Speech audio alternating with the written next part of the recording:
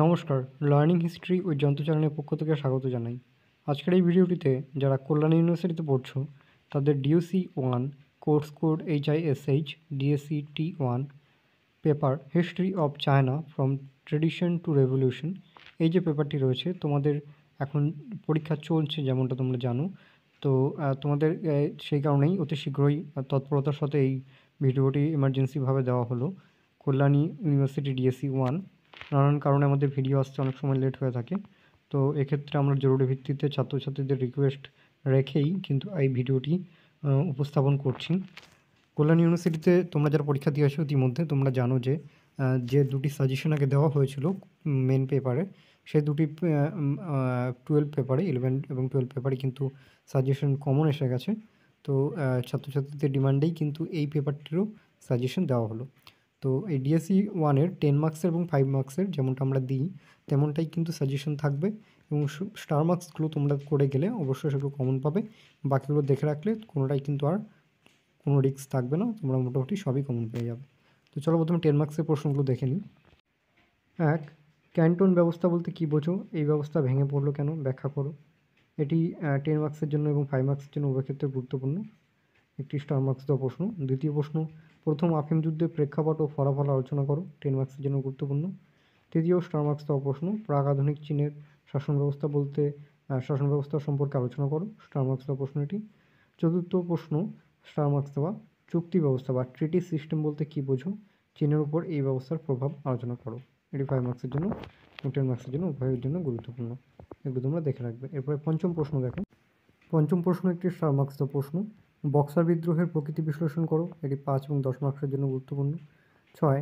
তুমি কি মনে করো তাইপিং বিদ্রোহ একটি কৃষক বিদ্রোহ ছিল? তাইপিং বিদ্রোহের প্রকৃতি ও গুরুত্ব লেখো। এটি 5 এবং 10 উভয় ক্ষেত্রে জরুরি। 7 নম্বর স্টার মার্কস দেওয়া প্রশ্ন, চীনে কমিউনিস্ট পার্টি প্রতিষ্ঠার প্রেক্ষাপট আলোচনা করো। 5 এবং 10 ক্ষেত্রে গুরুত্বপূর্ণ। 8 নম্বর প্রশ্ন, চীনে আত্মশক্তি বৃদ্ধি আন্দোলনের প্রধান বৈশিষ্ট্যগুলি আলোচনা করো। এর সীমাবদ্ধতা কী ছিল? 9 নম্বর প্রশ্ন, চীনের ইতিহাসে মাও সেতুং এর অবদান আলোচনা করো। এটি 5 এবং 10 উভয় ক্ষেত্রে গুরুত্বপূর্ণ। স্টার মার্কস দেওয়া প্রশ্ন।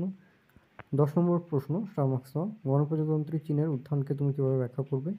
5 এবং 10 মার্কসের জন্য গুরুত্বপূর্ণ। এই ছিল আজকের 10 মার্কসের প্রশ্নগুলি। এরপরে 5 মার্কসের যে প্রশ্নগুলি আছে সেগুলো চলো দেখে নেওয়া যাক। প্রথমেই দেখো 5 মার্কসের 1 নম্বর প্রশ্ন, প্রাক আধুনিক চীনের সমাজ জীবন সম্পর্কে আলোচনা করো। স্টার মার্কস দেওয়া প্রশ্নটি।